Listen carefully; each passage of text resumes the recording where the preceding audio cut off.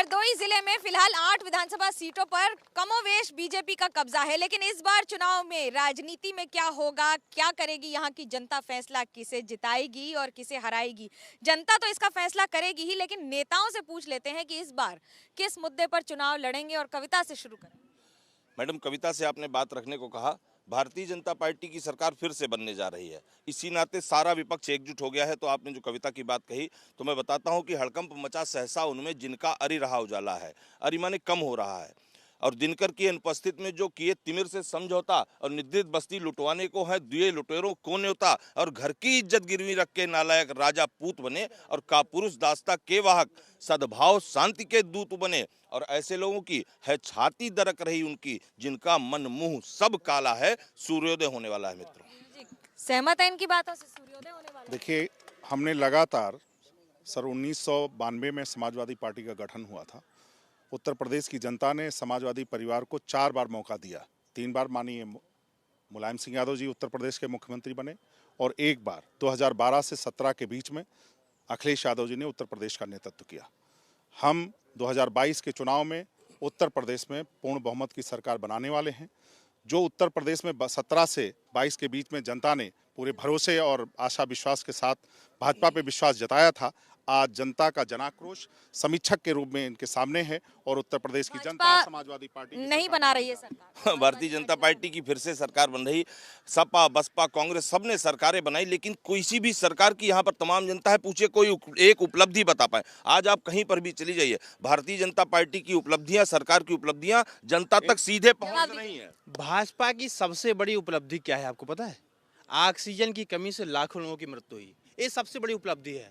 भाजपा की उपलब्धि क्या है? महंगी शिक्षा हो गई, ये सबसे बड़ी उपलब्धि है।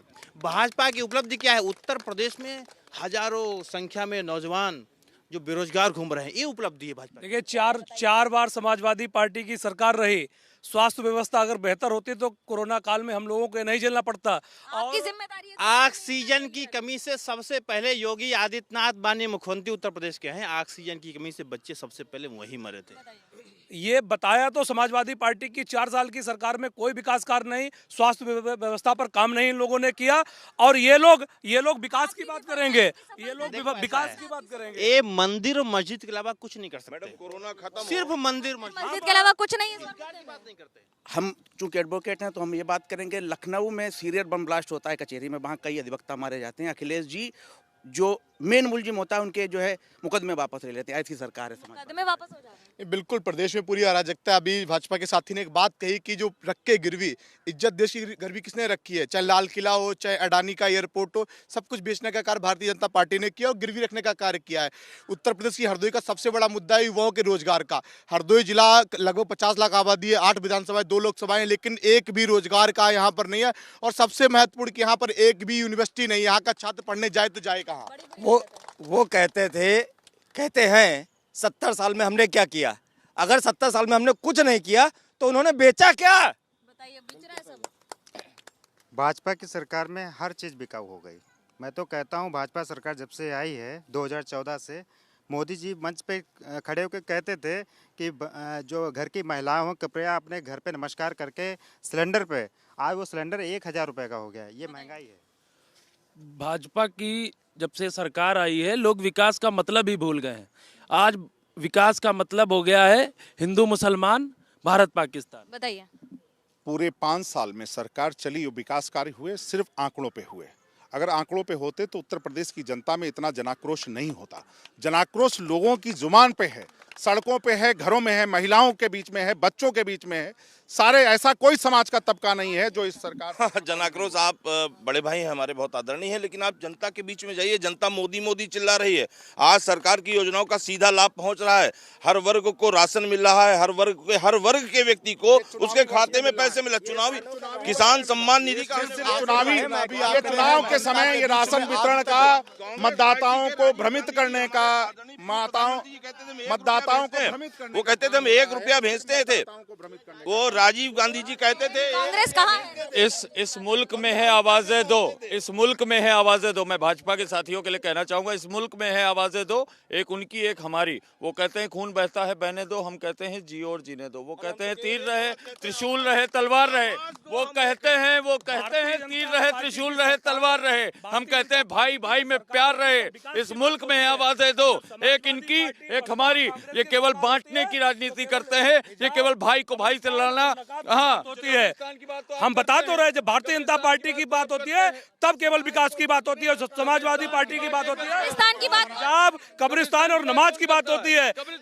टोपी जेब में लेके घूमते हैं, मंदिर पहुंचेंगे तिलक लगाएंगे, बाहर निकलेंगे टोपी लगाएंगे, ये इन लोगों का चरित्र है। टोपी लगानी की बात करते हैं, समाज को बांटने का काम समाजवादी पार्टी या कांग्रेस पार्टी नहीं करती। हम सब लोग समाज के सारे वर्ग के लोगों को ले चलने का काम करते हैं और कांग्रेस के कार्यकाल में भी विकास हुआ है और समाजवादी पार्टी के कार्यकाल में विकास। सावरकर जी ने कहा था, सावरकर जी ने एक बार कहा था, जिस दिन हिंदू एकजुट हो गया उस दिन देश के नेता ऊपर जनेऊ पहनेंगे। आज स्थिति आ गई, अब हिंदू मुस्लिम पर ही चुनाव लड़ा जाएगा। हम बिल्कुल मंदिर पर चुनाव नहीं लड़ रहे हैं, मंदिर तो हमारे एजेंडे में था। भारतीय जनता पार्टी की सरकार में ही राम मंदिर का निर्माण हुआ, यही लोग पूछ रहे थे मंदिर कब बनाएंगे। मंदिर हमने बना भी डिस्कशन करते हैं, इनके डिस्कशन में हिंदू मुसलमान और पाकिस्तान और राम मंदिर आ जाता है।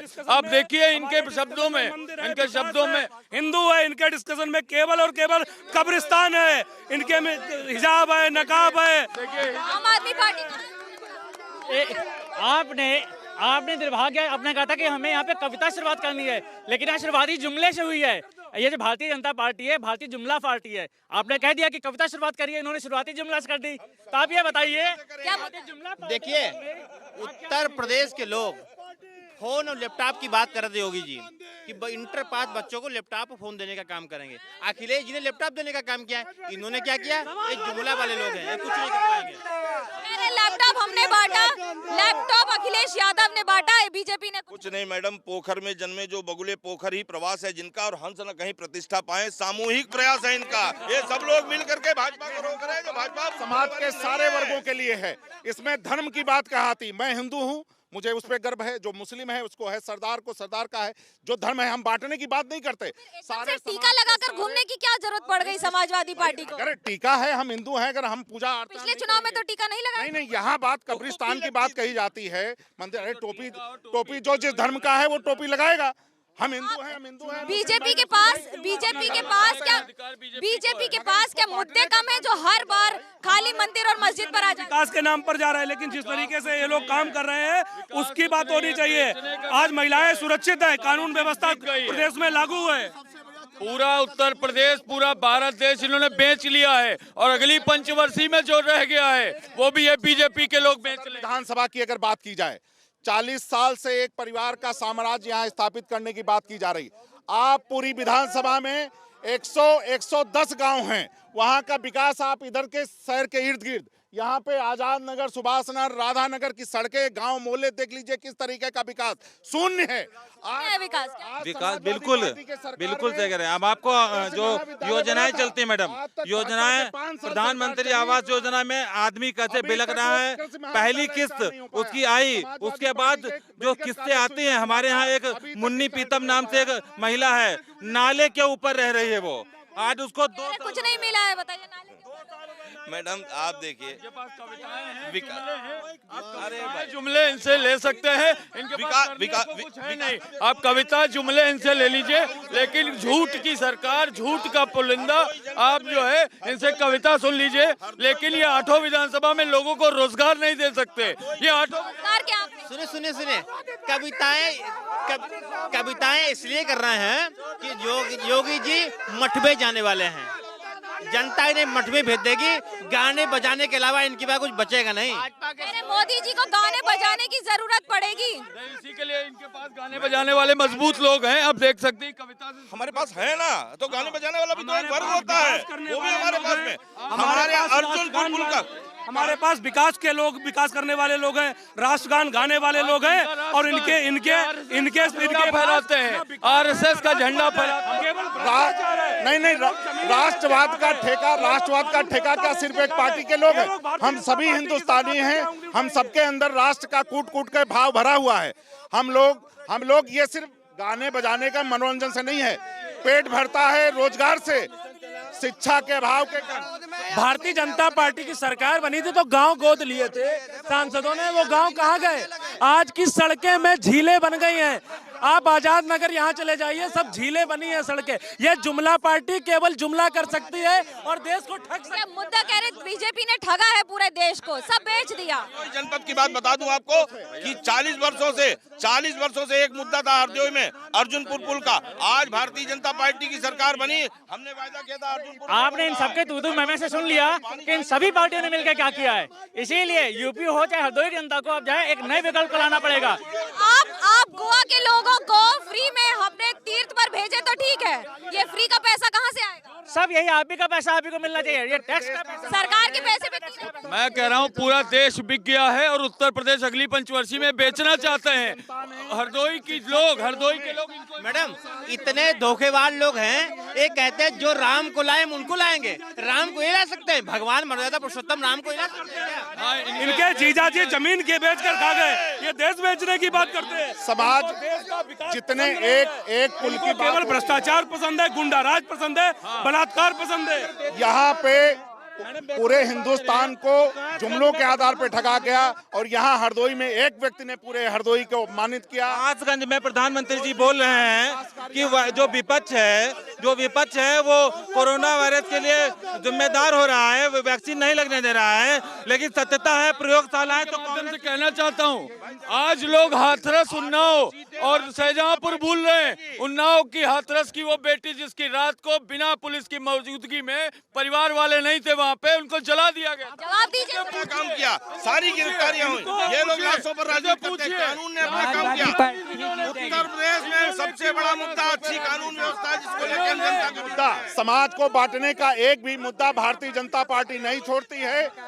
समाज और समाज के सवाल, क्योंकि इन्हीं सबसे मिलकर बनता है एक एक वोटर, एक एक दल, और इस बार चुनौती कई गुना ज्यादा हरदोई में भी। कैमरा पर्सन सूरज पांडे और नीरज सिंह के साथ मनोज्ञा लोरीवाल, हरदोई, एबीपी न्यूज।